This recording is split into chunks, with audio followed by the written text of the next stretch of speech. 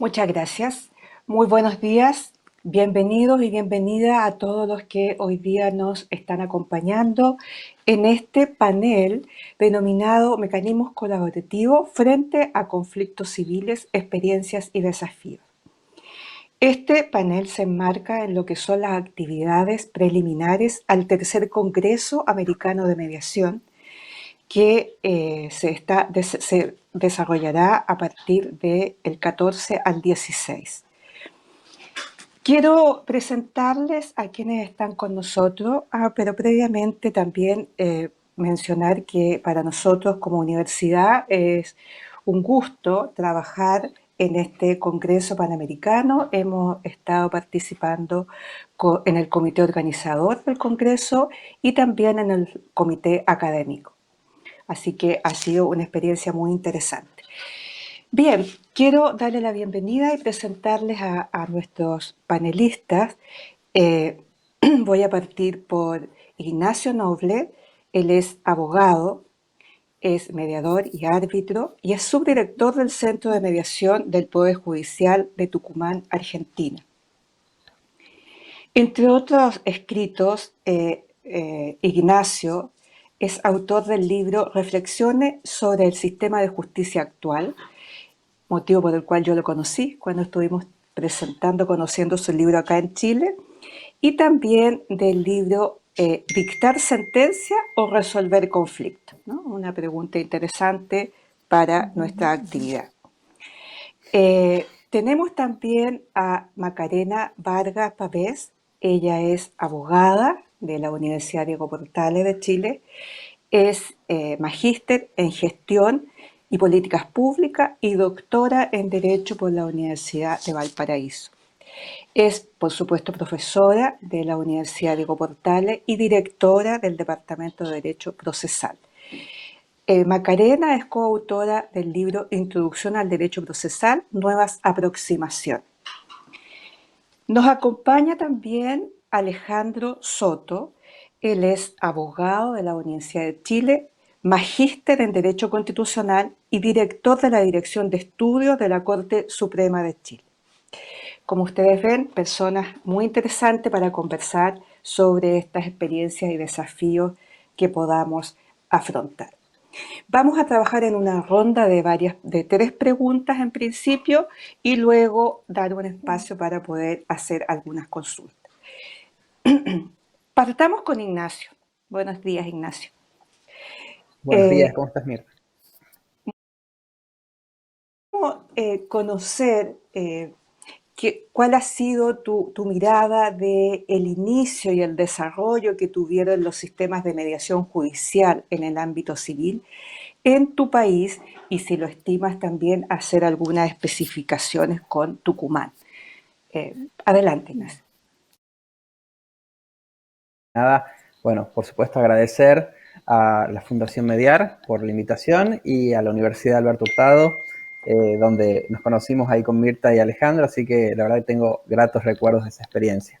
Bueno, para resumir en estos minutitos que tenemos, contarles que en Argentina la mediación comienza a instancias de un grupo de juezas, de jueces, de funcionarios, de abogados, que interesados en pensar en un nuevo sistema de justicia en relación a algunos de los problemas que aquejaban a muchos sistemas latinoamericanos, como ser la demora, la insatisfacción social en el modo de resolución de los conflictos, los altos costos emocionales y económicos que tenían los procesos judiciales, buscaron en Estados Unidos un modelo de resolución de conflictos que tenía que ver con lo judicial, pero que era diferente, ¿no? Estos métodos alternativos que de alguna manera prometían una solución diferente, implementando una negociación facilitada por un tercero, con un esquema colaborativo, en donde se pudiera arribar a acuerdos que luego pudieran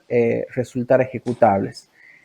Con esta mirada se comenzó con una comisión de mediación en donde participaron las grandes precursoras de aquí de Argentina, que fueron la doctora Hayton de Nolasco y la doctora Gladys Álvarez, quienes diseñaron luego un plan de mediación que era una propuesta de cómo debía implementarse la mediación en el país y también una propuesta de proyecto de ley. Esa primera propuesta era bien amplia, no solamente se circunscribía a lo que era la mediación dentro del ámbito propiamente judicial, sino que además lo que buscaba era que se implementen en escuelas, en las propias universidades, en los colegios profesionales. Entonces esa propuesta fue más amplia que la prejudicial obligatoria que luego terminó implementándose. Luego hubo un impulso muy grande con un decreto presidencial del año 92, en donde se declaraba de interés nacional la mediación y se proponía la implementación a través de un plan piloto que luego también lo replicaran las provincias. Esto culminó en 1995 con el dictado de una ley nacional, ¿sí?, de mediación y de conciliación, que en el año 2000 se fue, bueno, prorrogando porque también la idea era hacer experiencias pilotos, y finalmente en el 2010 se dictó esta ley de mediación nacional definitiva, en donde se encuentra rigiendo en la actualidad, ¿no? Esto es un poco para contar cómo ocurrió en el plano nacional.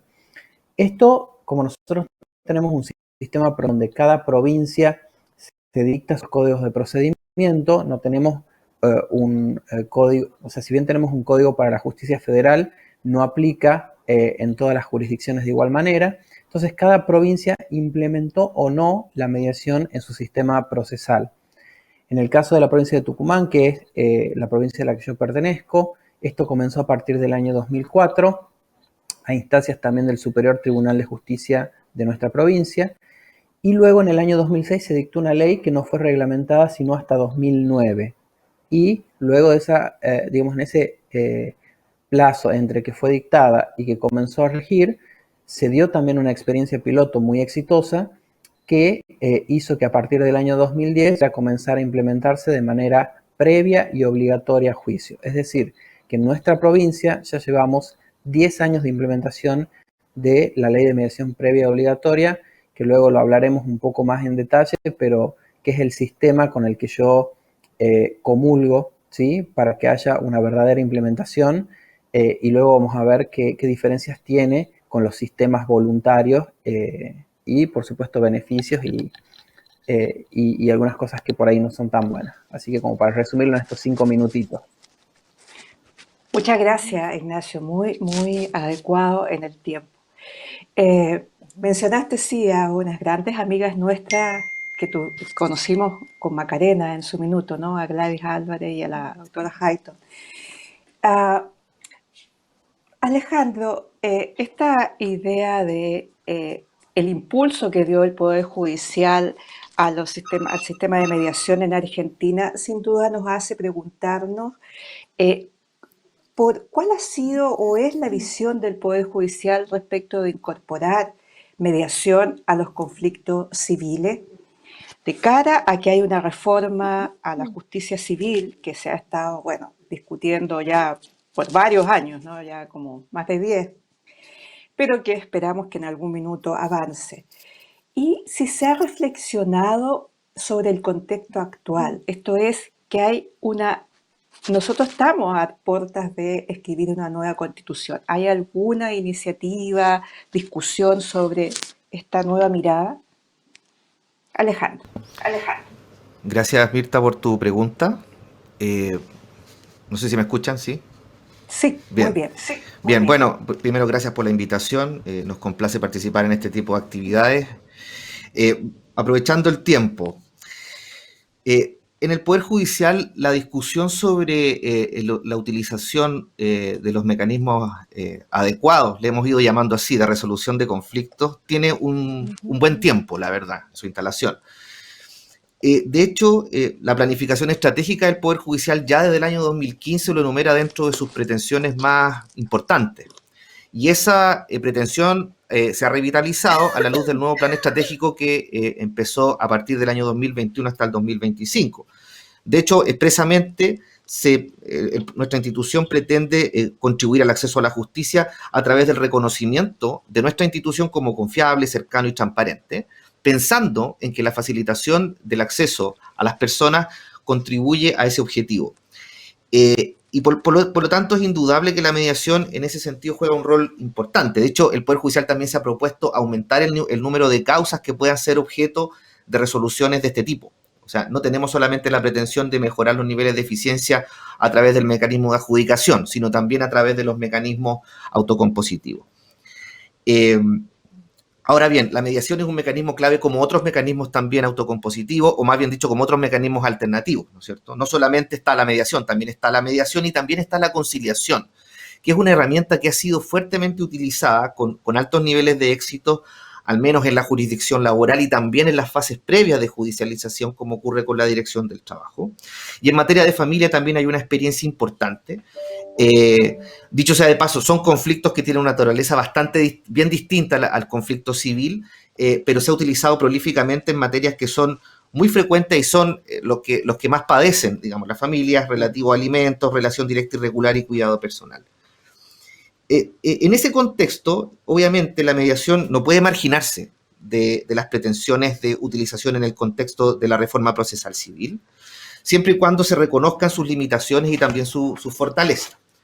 El Ejecutivo, desde hace varios años atrás, viene promoviendo una reforma de cierre a las reformas procesales a través del sistema civil, y en ese sentido ha diseñado, hasta el momento, una configuración a través del Poder Judicial, que sea el Poder Judicial el que preste el servicio a través de una fase previa y obligatoria en determinados conflictos civiles para promover la resolución de este tipo de asuntos. Se ha pensado, digamos, el Ejecutivo lo ha pensado prestar la institucionalidad del judicial para desarrollar y potenciar este servicio de mediación. También lo hace pensando en que los particulares lo puedan desarrollar, pero la preeminencia, hasta el momento, de acuerdo a los que nos han presentado, sería por parte del Poder Judicial. La verdad es que en este nuevo escenario de la reforma, el Poder Judicial no ha tenido un pronunciamiento a través del Pleno de la Corte Suprema. Eso se va a producir prontamente a raíz de la reactivación del trámite legislativo de la reforma procesal civil, que entre otras pretensiones viene con este agregado, y ahí vamos a tener que ver qué es lo que ocurre. Sin embargo, cabe advertir que no es un tema pacífico en la Corte Suprema esto. De hecho, a nivel de los ministros que están analizando la reforma, los ministros que están abocados exclusivamente a esta función, ¿no? O más bien dicho, que tienen el rol de analizar el proyecto de la reforma procesal civil, han mostrado algunas apreciaciones sobre la complejidad que podría tener el revestir de este rol al Poder Judicial, pensando un poco también en esta dicotomía extraña, ¿no? De que sea el propio tribunal el que entregue este servicio de mediación a través de una unidad diferenciada, en todo caso, y que sea el mismo Poder Judicial el que establezca el medio de adjudicación a través del juez. Yo me permito hacer una reflexión también personal, que esto nos coloca en una dualidad interesante, porque las decisiones del juez pueden ser muy distintas a las decisiones a las que arriben las partes en sus negociaciones. Y eso es lógico, el sistema así lo prevé, pero no deja de ser un problema, al menos institucional, el pensar en esta dualidad, ¿no? Eso por una parte. Yo diría que todavía estamos un poco en veremos. Prontamente la Corte Suprema va a emitir su pronunciamiento en relación al proyecto de reforma procesal civil, y ahí va a ser un hilo importante lo que va a decir sobre la mediación institucionalizada en el Poder Judicial, ¿no? Pero debo decir también que el Poder Judicial y el Pleno de la Corte Suprema ha sido explícito en el contexto de la reforma, o más bien dicho, del proceso constitucional en curso, en relevar la importancia de los mecanismos adecuados de resolución de conflictos distintos a la adjudicación por parte del órgano jurisdiccional, de manera explícita. De hecho, en un acuerdo de pleno de junio de este año, en una jornada de reflexión que celebró especialmente al efecto, señaló expresamente que el acceso a la justicia implica la posibilidad de acceder a través de distintos dispositivos a la solución, y nombra especialmente a la negociación, la mediación y la conciliación como mecanismos preferentes para la resolución directa y colaborativa de conflictos antes de llegar a la forma adversarial clásica de decisión. Entonces, la Corte Suprema hace un reconocimiento explícito de estos mecanismos y es partidaria incluso de incorporarlos al texto constitucional. Más bien dicho, se abre la posibilidad de que la propia Constitución los establezca como formas de solución. Entonces, la importancia está dada por la Corte Suprema en este contexto que consultaba. Muchas gracias. Bien, muy interesante Alejandro, lo que nos comentas, nos cuentas. Yo creo que eso a nosotros nos alegra profundamente, ¿no? Me gusta también la idea de estos mecanismos adecuados, que nosotros también desde la universidad hemos empezado a llamarles así. Yo creo que se ha socializado bastante este concepto, ¿no? Interesante también la idea de la Corte Suprema o Poder Judicial incorporando estos mecanismos, pero no institucionalizarlos, ¿no? Que es, por supuesto, un debate en el que hemos participado en varias ocasiones y que se da en varios países. Muchas gracias, Alejandro. Macarena, eh, tú has escrito un artículo que se llama La justicia civil de doble hélice hacia un sistema de justicia integral de la resolución de conflictos en sede civil. Y planteas ahí que tomas prestada esta expresión de justicia civil de doble hélice, eh, que es algo que plantea Niels Andrews, ¿no? Tú lo mencionas especialmente, el profesor Andrews es docente de justicia civil y derecho privado de la Universidad de Cambridge, ¿no? Ha escrito numerosos libros sobre la materia, uno de ellos el proceso civil moderno, forma judicial y alternativa de resolución de disputas en Inglaterra. Cuéntanos un poquito de qué se trata esta idea que tú has venido desarrollando y instalando en la conversación en el medio. Cuéntanos. Gracias, Mirta. Buenos días a todos y todas. Y también agradezco la invitación a participar a este Congreso Americano de Mediación, a todas las fundaciones y organizaciones que están detrás, y especialmente a la Universidad Alberto Hurtado, aquí representada por Mirta como moderadora. A ver, este concepto de la justicia de doble hélice efectivamente lo planteó el profesor Neil Andrews en un libro que está traducido al castellano, que se llama Justicia Civil Inglesa, que se publicó el año 2013, traducido por profesores de la Facultad de Derecho de la Universidad Católica de Valparaíso, entre ellos Álvaro Pérez Ragone, y que desarrolla una idea y lo plasma en una imagen que a mí me pareció muy simbólica para poder aproximarse y acercarse a una incorporación de los mecanismos adecuados, preferentes, colaborativos de resolución de conflictos en la justicia civil. ¿Qué es lo que plantea el profesor Andrews? Señala que deberíamos imaginar la justicia civil como una molécula de ADN. Si recordamos lo que estudiamos en la época escolar hace muchos años, el ADN tiene dos cadenas, ¿no? Que se van entrecruzando y se van girando en torno a un eje. Bueno, la propuesta que él hace es que esta molécula de ADN, una de sus cadenas es el proceso judicial, como lo conocemos, como lo hemos estudiado, como los enseñamos quienes somos profesores, y la otra cadena del ADN es todo el mundo de los mecanismos colaborativos de solución de controversias. Y entonces que la justicia civil debería ser entendida con esa imagen, ¿no? Que es muy potente a mi juicio, porque muestra una convivencia armónica, sin exclusividad o que uno sea de un nivel superior que el otro, sino que al contrario son complementarios, se necesitan estos dos mundos y que pueden convivir en jerga de mediación colaborativamente, pacíficamente. Por eso cuando yo leí ese libro y también escuché en un par de ocasiones al profesor Andrews en distintos seminarios, me pareció tan elocuente la imagen que es la que yo dije ahí en ese texto, en ese artículo, que tomo prestada.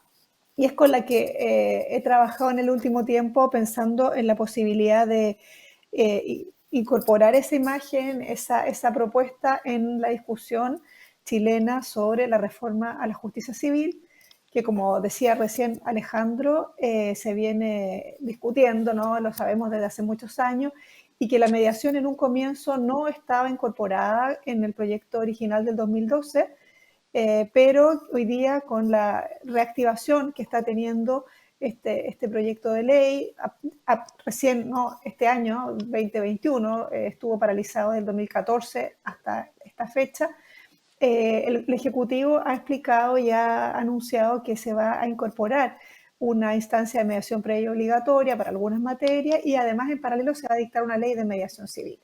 Y como decía muy bien Alejandro, con esta institucionalidad a cargo del Poder Judicial.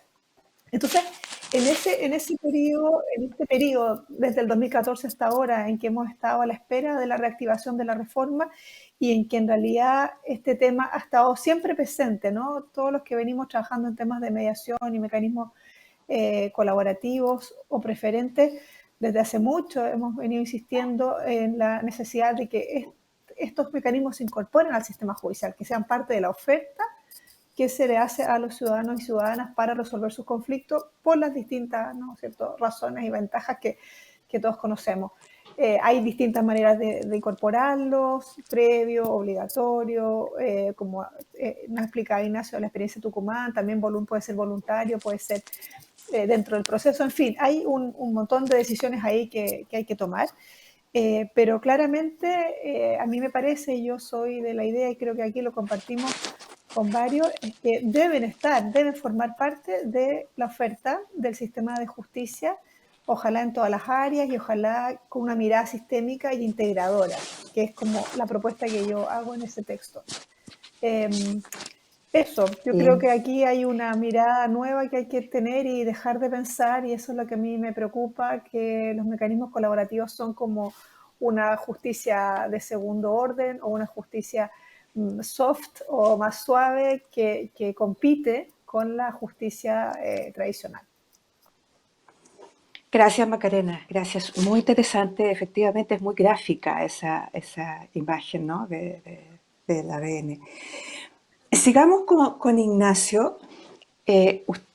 Tú has estado en este proceso, entonces nos gustaría que nos contaras cómo se consolidó este proceso del sistema de mediación en el mundo judicial y ver cuáles son los facilitadores y cuáles son los obstáculos que hay que enfrentar cuando uno plantea esta integración. Bueno, Adelante, lo primero Ignacio. que me viene a la mente es esto de pensar que hay un montón de obstáculos y hay pocos facilitadores en general para los métodos. El camino siempre es muy arduo. Yo siempre digo que los mediadores y las mediadoras que están en este camino tienen mucha convicción, porque la verdad que tienen que hacer mucha docencia en muchos ámbitos diferentes y en grandes ocasiones ese gran trabajo no es retribuido como debiera. ¿Cuáles son los facilitadores? En general son referentes en quienes el mundo judicial confía. El ejemplo de la doctora Hayton de Nolasco y de la doctora Álvarez creo que es una gran referencia para quienes han sido facilitadores, sobre todo porque después la doctora Hayton de Nolasco se convirtió en jueza de la Suprema Corte de Justicia de la Nación. Entonces son esos referentes quienes dan confiabilidad al sistema, como también lo fueron en el ámbito local, por ejemplo, grandes personas que trabajan en la universidad, ¿sí? Abogados que eran muy reconocidos. Entonces, cuando esas personas que tienen el reconocimiento por parte de sus pares apoyan este tipo de iniciativas, es muy importante. ¿Qué es lo que buscamos los mediadores? En general, hacer estas alianzas con jueces y juezas que apoyen el sistema de mediación, con sectores institucionales como pueden ser los colegios de abogados, con las universidades. Entonces creo que todo eso es lo que va generando que el sistema se vaya consolidando. Y por supuesto, lo que es esencial, un registro de mediadores y mediadoras que estén capacitados continuamente y que ejerzan el rol con la responsabilidad que merece, ¿no? Y el profesionalismo. Y luego, ¿cuáles son los obstáculos? Como decía, un montón. Para sintetizarlo en estos minutos que tenemos, yo diría, por un lado, lo que implica democratizar el poder, ¿no? La ciencia tiene en sí una carga de, digamos, simbólica en esto de que si bien es un mecanismo institucionalizado de resolución de conflictos, supone que un tercero decide y que la decisión de ese tercero es obligatoria para las partes y que afecta su libertad, su patrimonio, ¿sí? Entonces, para evitar que eso suceda, la idea de los mecanismos autocompositivos es devolver ese poder que en algún momento se le dio a ese tercero y que sean las propias partes las que puedan decidir qué es lo mejor para resolver ese conflicto, con la ayuda, por supuesto, de un tercero. Luego el cambio de la cultura del litigio por por una cultura de la colaboración y de la paz, que supone pensar que no necesariamente mi beneficio implica quitarle algo a otro, ¿no? Entonces, la teoría de la negociación colaborativa lo que nos permite ver es que hay algún punto de encuentro en donde tanto ese otro con quien yo tengo alguna diferencia como yo podemos salir beneficiados. Lo que hay que hacer es trabajar duro para encontrar ese punto de mutuo beneficio. Y luego creo que tiene que ver también con el cambio de chip del rol que han venido teniendo tanto jueces y juezas como abogados durante todo este tiempo, y pensar que a pesar de que hay un conflicto que enfrenta a las partes con intereses que parecieran oponerse, también el sistema de justicia debe estar implicado en la búsqueda de este tipo de soluciones, no enfrentando más a las partes y aumentando la violencia existente entre ellas, sino buscando el diálogo, la colaboración y el consenso. Por último, y para cerrar esta intervención, la financiación, porque podemos diseñar programas que sean excelentes, pero sin financiación y sin apoyo estatal son programas inviables. Así que creo que esto es lo último que me gustaría nombrar. Gracias Ignacio. Algo que me parece relevante plantear de lo que tú nos cuentas es este registro de mediadores capacitados permanentemente. Yo creo que es muy importante en ese diseño que estamos intentando hacer que esta formación permanente del mediador quede en alguna legislación. Nosotros tenemos un registro estático en el que hay una gran cantidad de personas inscritas, pero que no necesariamente se les exige formación permanente, ni están ahí, pueden haber hecho hace muchos años ninguna mediación, ¿no? Eso ha sido algo que me interesó. Y esta idea de democratizar el poder, ¿no? Esto de confiar, volver a confiar en el ciudadano es algo muy interesante, sobre todo en estas épocas en que esta participación ciudadana ha tomado tanta relevancia, sobre todo en nuestro país y creo que en varios otros países latinoamericanos. Bien, Alejandro, una segunda pregunta para ti es a partir de estas ideas, ¿no? de incorporar mediación al sistema judicial o fuera del sistema judicial. Nosotros entendemos que el Poder Judicial puso en marcha un programa piloto de mediación en materias civiles. Entonces, preguntarte cuál es el enfoque a la base de este programa, qué materias son las que se han contemplado y quiénes son las personas que median, ¿no? ¿Cuál es su perfil? Eh, ¿Los casos son solo por materia o son evaluados y dada la condición, el contexto del conflicto puede pasar a mediación? ¿Cómo lo están haciendo? Cuéntanos un poquito.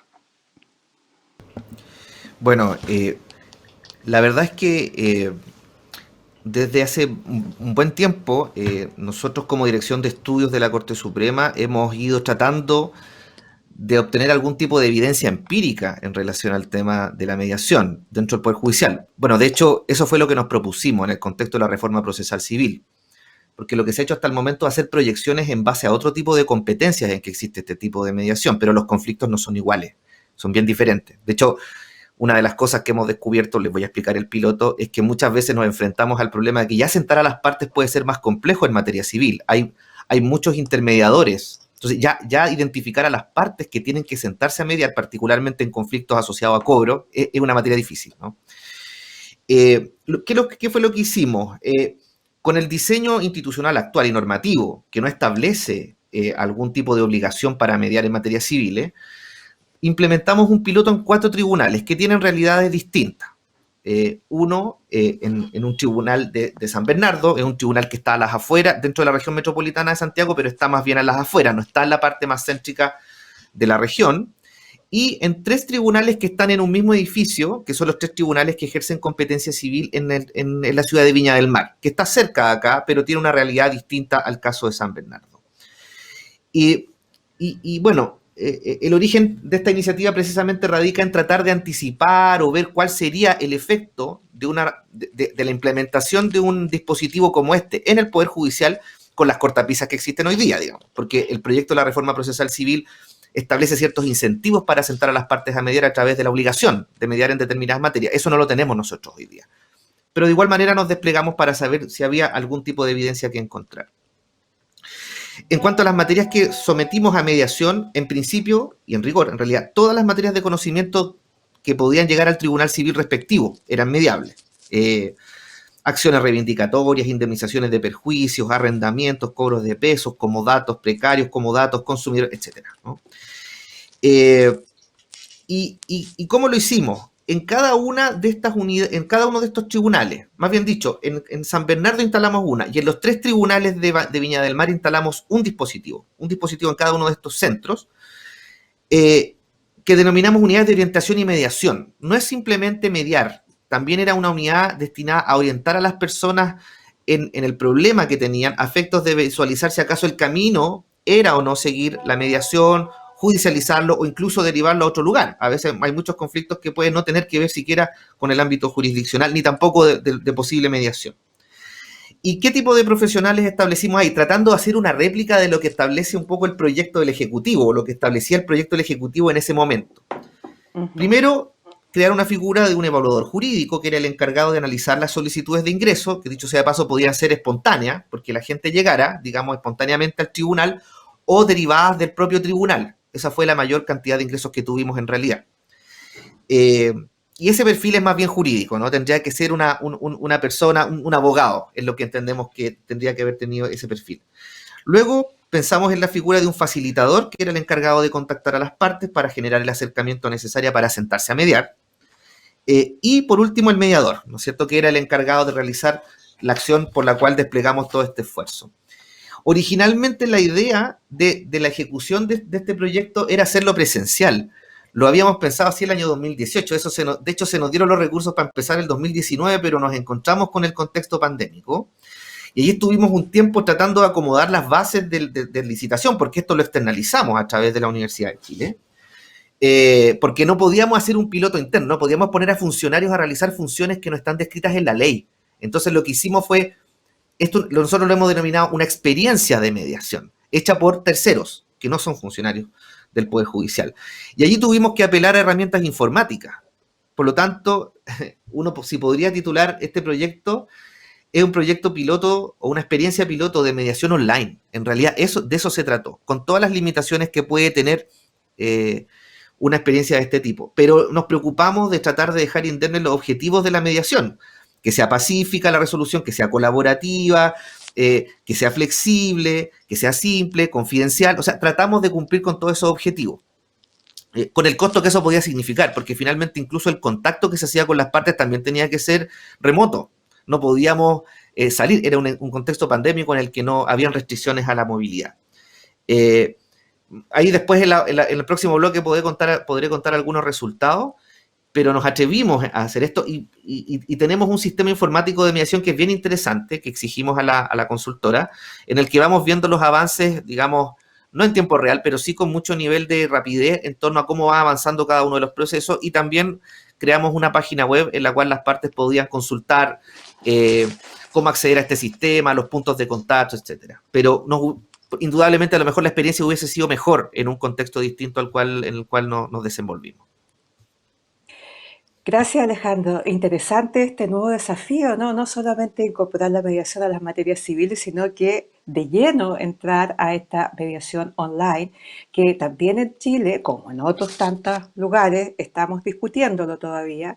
Hay algunas resistencias, han habido ahí algunos intentos de muchas, sobre todo las mediadoras privadas y de mediación en salud, que se hace online, ¿no? También, entonces va a ser muy interesante escuchar los resultados.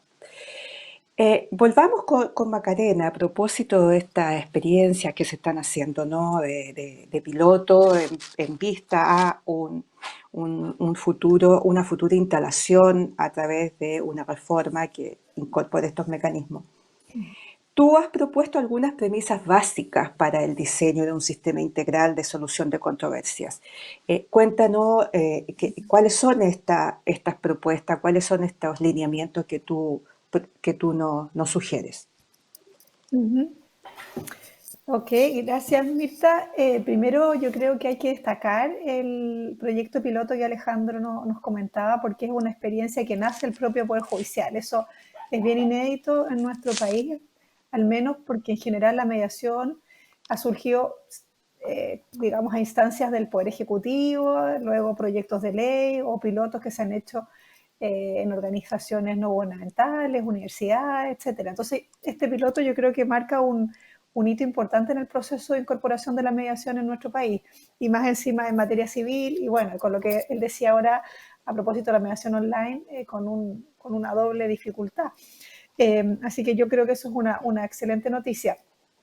A ver, en este texto al que tú te referías al inicio, Mirta, este artículo sobre la justicia doble hélice, yo hago una propuesta de una justicia civil integral. Y cuando uso la palabra integral es precisamente que incorpore, ¿no?, los mecanismos colaborativos en esta imagen de la doble hélice.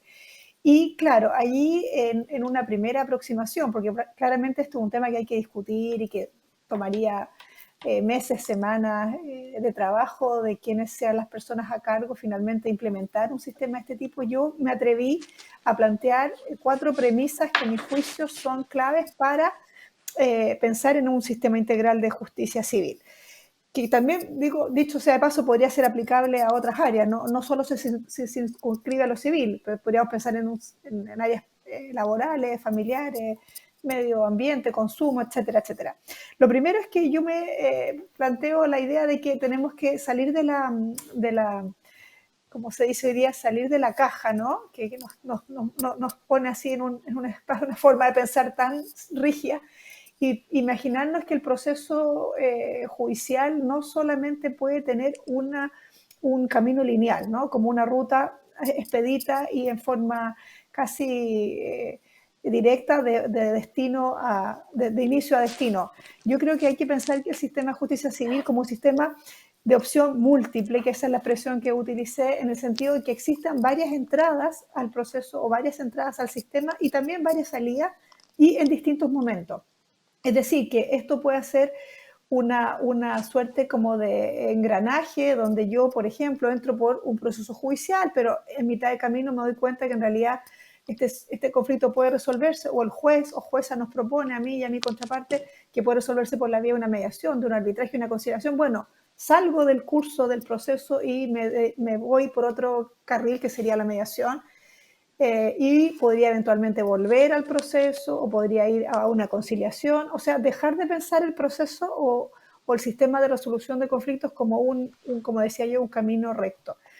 Entonces, hablar de este sistema de opción múltiple donde existan varios mecanismos y varios puntos de entrada y varios puntos de salida. La segunda premisa es que no debiéramos tampoco cerrarnos a la posibilidad de que solo sea previo o intraprocesal, el o los mecanismos que nosotros queremos incorporar. O sea, podríamos imaginar un sistema también, de nuevo con esta imagen no lineal, en que se ofrece a las partes o los jueces y juezas derivan, ya sea al inicio de un proceso judicial o al inicio de una solicitud de respuesta de parte del Estado, o ya cuando el proceso está iniciado, como segunda premisa.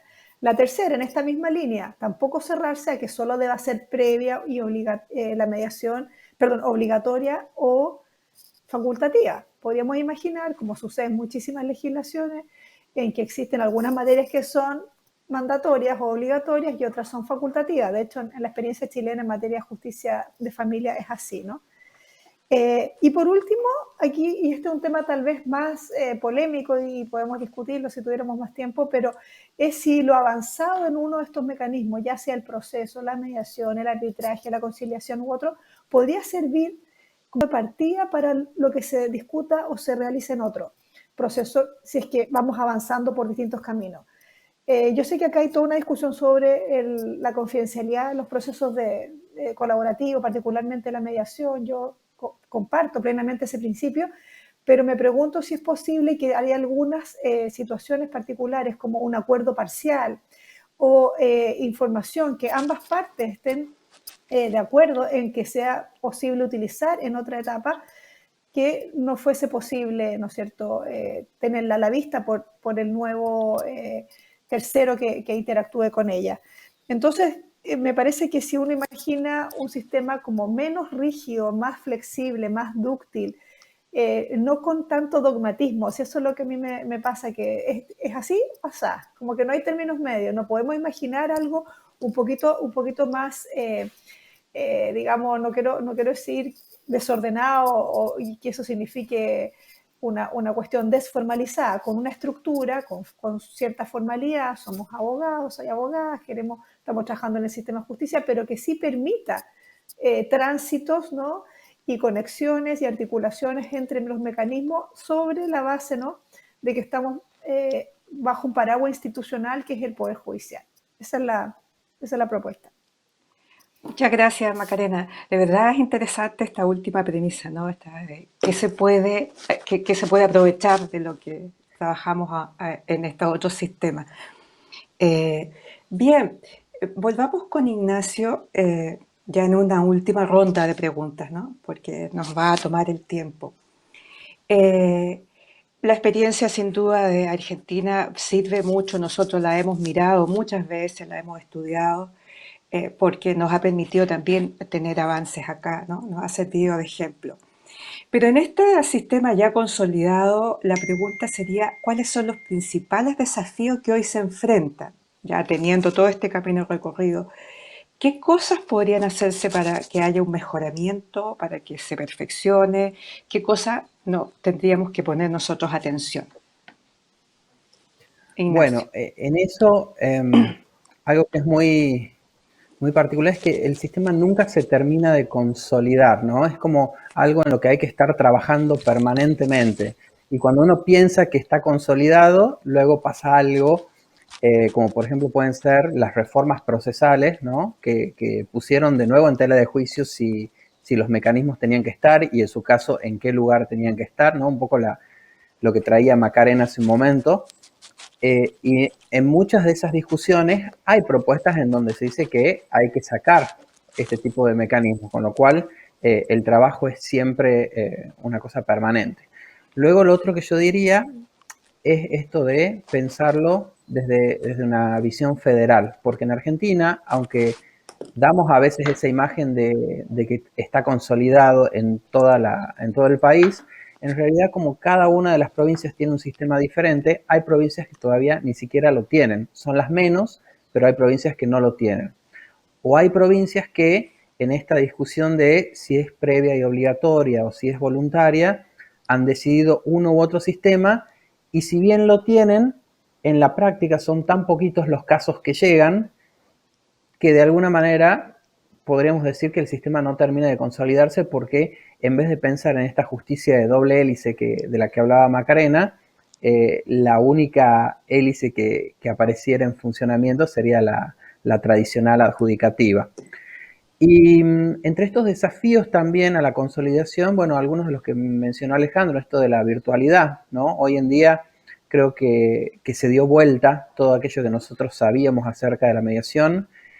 Si bien hay una sustancia que tiene que ver con los principios, que tiene que ver con las características, hay que repensarlas en función de la virtualidad. Aquí en Argentina hemos pasado de la regla de la presencialidad física a la regla de la presencialidad virtual, ¿no? Que es un término que tuvimos que acuñar de modo tal de que las legislaciones no fueran un obstáculo para hacerlo virtual.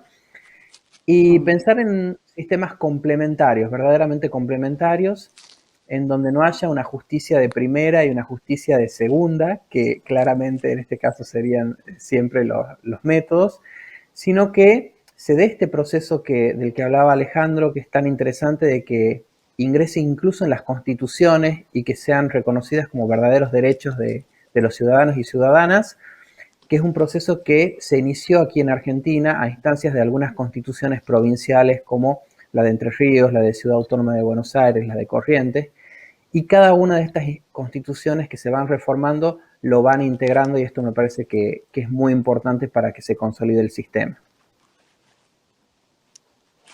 Bien, muchísimas gracias. Muchas gracias, Ignacio. Bueno, ahora, Alejandro, es lo que tú nos prometías, ¿no? Contarnos un poco cuáles son los principales hallazgos que han tenido en esta experiencia, ¿no? Y a partir de esto, ¿cuáles identificas tú que son hallazgos que debieran llamar la atención de las autoridades llamadas a hacer política pública en esta materia? Alejandro. Bien, bueno, la información que podemos compartir corresponde a un primer periodo, a la primera mitad del piloto. El piloto fue corto por un tema presupuestario. tenía por vocación durar 6 meses, entre 6 y 7 meses de aplicación práctica del sistema, porque todo lo anterior, todo lo demás correspondía a la instalación de la unidad y luego de la evaluación.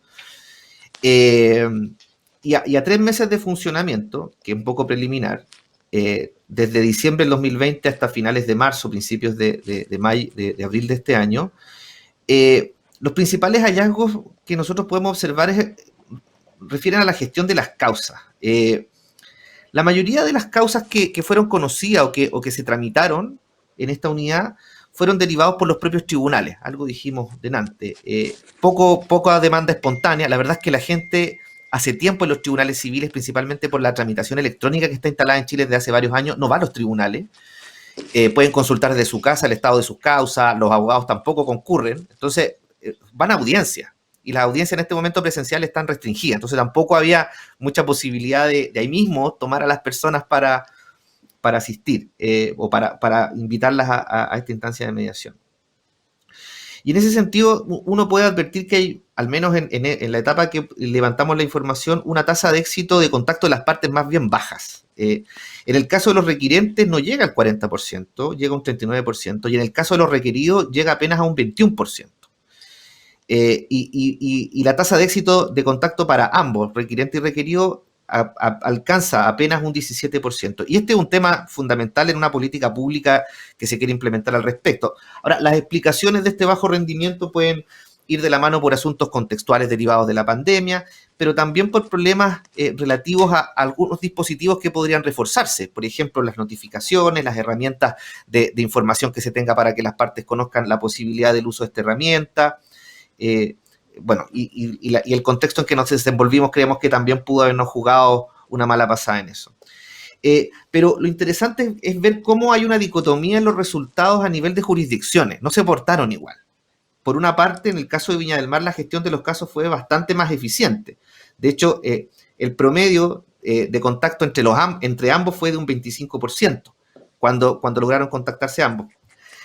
Requirente y requerido. En cambio, en San Bernardo ese promedio baja un 7%. Entonces, algo hay ahí en la gestión de los casos que también habría que ver, cuál es la realidad territorial también de cada territorio. Por eso elegimos territorios jurisdiccionales de distinta caracterización. Contactadas ambas partes, una vez que ya pudimos contactar a ambos, la aceptación por participar en la unidad de orientación es mejor, supera el 50%. Y a nivel agregado, las causas que fueron vistas en esta unidad alcanzaron 224 casos. Ahora, de nuevo volvemos a un problema estructural que creo que hay que mirarlo, porque en el 10% de estos 224 ingresos ni siquiera encontramos información para contactar a alguna de las partes. O sea, para poder siquiera llamarla por teléfono, tener algún contacto siempre no presencial. Y yendo a un tema que puede ser más interesante, los términos a finales de marzo del año pasado contabilizaron 63 al momento del reporte. En 24 casos no se aceptó ir a mediación. 19 casos terminaron por una medida de orientación o provisión de información, por lo tanto salieron del sistema. Y en 9 de ellos, efectivamente, se desarrolló el proceso de mediación. Y en esos 9 casos, la caracterización es más o menos la siguiente: 5 correspondían a indemnización de perjuicio, 3 a arrendamiento y 1 a cobro de peso. Ahora, ¿en cuántos llegamos a un acuerdo efectivo? A ese momento fueron 4. 2 de ellos referentes, uno a arrendamiento y otra indemnización de perjuicio, en que hubo un acuerdo con instrumentalización. Lo curioso es que hubo otros 2 casos en que hubo acuerdo, pero sin una instrumentalización. Se llegó a acuerdo por las partes, pero ahí nos topamos con el problema de cómo zanjarlo. Y vamos a tener que ver cuál va a ser el comportamiento posterior, porque una de las cuestiones críticas en la confianza también ciudadana en la mediación, al menos que se ha planteado en Chile a nivel teórico, es la forma de hacer ejecutables los acuerdos. Y los otros 5 casos, en los otros 5 casos de los 9, la mediación se declaró frustrada. 4 de ellos corresponden a indemnización de perjuicio y 1 en cobro de peso. Uno puede observar que la mayoría de los casos que llegaron a mediación, que se tramitaron y que en alguna medida también lograron llegar a acuerdo, se refieren, y se repite el patrón, de indemnización de perjuicios, cobro de pesos y arrendamiento. Son las cuestiones que mayormente se lograron negociar. Hubo una pretensión por parte de los jueces que fueron parte de este piloto en orden a tratar de llevar esto a la fase de ejecución. se pensó en un minuto que a lo mejor podía ser posible, pero nos topamos con el problema de la identificación de las partes. Era difícil. Hay una intermediación, hay entidades que se dedican al cobro que no tienen ningún interés, obviamente, en mediar. El negocio radica precisamente en el cobro y por lo tanto era difícil sentarlos a negociar. Bueno, a modo de conclusión, para no pasarme mucho del tiempo, la relevancia de los perfiles de cargo asociados a la gestión de casos creemos que es vital, y la capacidad de control y supervisión a un nivel general para la adecuada gestión de casos con parámetros claros y mecanismos efectivos de control creemos que es una observación preliminar que ya podemos ir haciendo. Y también creemos que sería fundamental conocer la red local para socializar una modificación como esta, para conocer la realidad local, porque entendemos que no es posible aplicar un mismo dispositivo con los mismos perfiles o con la misma organización en territorios jurisdiccionales distintos, ¿no?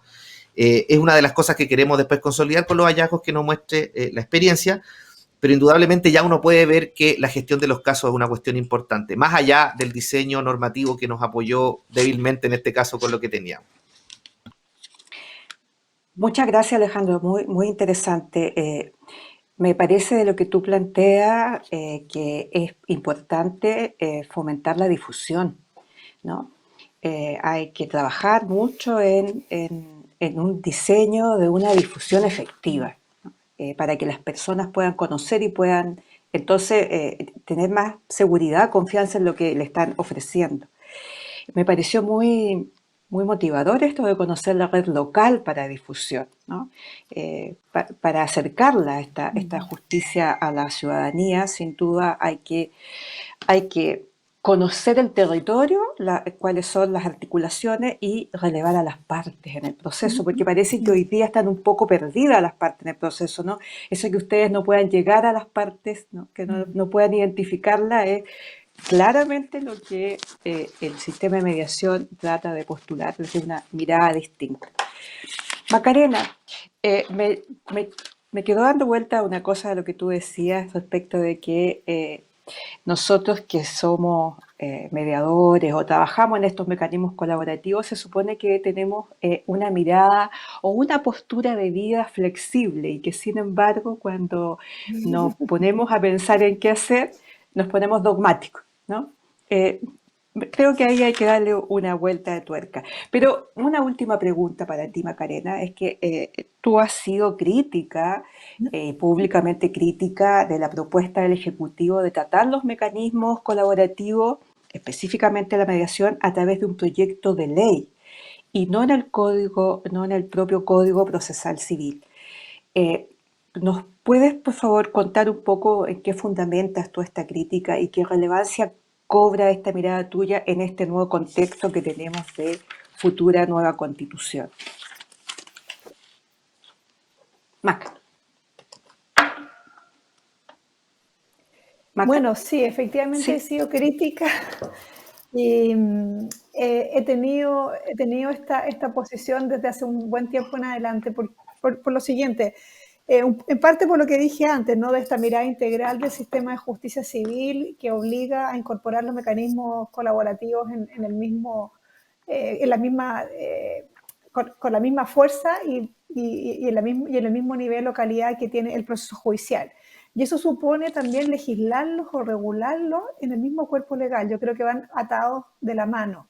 Y en el caso chileno, en el marco de una reforma a la justicia civil tan esperada, que llevamos muchos años en debate, parece que es una oportunidad especial, valiosísima, ¿no?, para hacer ese paso. Si vamos a incorporar los mecanismos colaborativos de resolución de controversia a la justicia civil, bueno, hagámoslo con todo, ¿no?, digamos, en el sentido de dar una señal a la ciudadanía, a las escuelas de derecho, a los abogados y abogadas, a los jueces y juezas, de que son mecanismos que nos importan y que los vemos realmente y los consideramos como una salida, una fórmula adecuada, preferente, como se dice, ¿no?, en muchas ocasiones, y parece ser, ¿no?, esa mirada compartida. Lo decía Alejandro también hace un momento atrás, en la primera pregunta, que los ministros, el Pleno de la Corte Suprema sí lo considera, por ejemplo. El propio proyecto de ley de reforma de la justicia civil, su énfasis está en el acceso a la justicia y los mecanismos colaborativos como un mecanismo o como una vía o como un canal para hacer ese derecho más efectivo. Bueno, si ese es el discurso, que eso es lo que yo veo, ¿no?, y es que si ese es el discurso, bueno, que eso se plasme también en la propuesta. A mí me parece que tener una ley, porque además el contexto que se da en este caso en Chile, tal vez no es lo mismo que en Argentina, yo sé que también están discutiendo una reforma a la justicia civil en general a nivel nacional, pero si estamos en ese momento histórico de una reforma de estas características, después de casi un siglo y tanto de un código de procedimiento civil, bueno, hagamos el salto grande y atrevámonos, ¿no es cierto?, seamos en esto un poquito más audaces y si este es nuestro discurso, seamos coherentes con el discurso. ¿Y por qué digo esto? Porque si hay una ley especial aparte, en paralelo, que no se va ni siquiera, no lo sabemos. Yo estoy simplemente por lo que he visto hasta ahora, no se ha presentado el proyecto de ley, se va a tramitar en otros tiempos. La señal a la ciudadanía es, a mi juicio, equívoca, ¿no? Estamos diciendo sí, nos interesa mucho, son estupendos estos mecanismos, pero bueno, va en una ley aparte, va en un proceso aparte, con tiempos distintos. Y yo creo que entonces el mensaje es sí, nos interesan, pero no tanto. Y eso a mí me parece que no es lo ideal, o sí o no. ¿Y esto por qué? Porque al final del día muestra una mirada, ¿no? Muestra una perspectiva desde la cual el Ejecutivo o los legisladores o quienes están a cargo del diseño de las políticas públicas se están situando para definir estas cuestiones. Tomando de nuevo otra imagen de Neil Andrews, que él es una persona muy interesante en esto y es muy atractivo escucharlo, porque entre medio hace como chiste y cuenta cosas. Él hizo una vez alusión en un seminario que el mundo de los mecanismos colaborativos y el mundo del proceso judicial era como un matrimonio mal avenido. Estamos juntos, sí, nos queremos más o menos, hasta a ratos peleamos, a ratos. Es un matrimonio que cuesta a lo mejor que tenga una convivencia pacífica. Y yo creo que algo de eso hay, es como que sí, que no, como que estamos siempre en un estado de cierta ambivalencia. Y yo entiendo Bien. que esto pase y creo que es algo que todos hemos vivido en distintos momentos. Alejandro, con el piloto, con estos datos que nos cuenta, Ignacio probablemente también al inicio del proyecto en Tucumán. Nosotros trabajamos con la Mirta en un proyecto de mediación familiar hace muchos años atrás también. Todo esto es un cambio cultural muy profundo, que hay que derribar muchísimas barreras de las que también hacía mención Ignacio, y que en el fondo requiere de decisiones políticas, de una voluntad política muy seria y muy comprometida, Bueno. y eso es lo que yo creo que necesitamos hoy día, si es que queremos impulsarlo. Bueno, muchas gracias Macarena. Creo que ya estamos llegando al tiempo. No vamos a tener posibilidad de hacer una nueva ronda. Agradecerles su disposición, entregarnos estos conocimientos, esta conversación y especialmente agradecer a quienes han estado presentes con nosotros en esta conversación tempranamente el día lunes, ¿no? Para iniciar la semana. Así que muchísimas gracias a todos y que tengan una bonita jornada. Bonita jornada.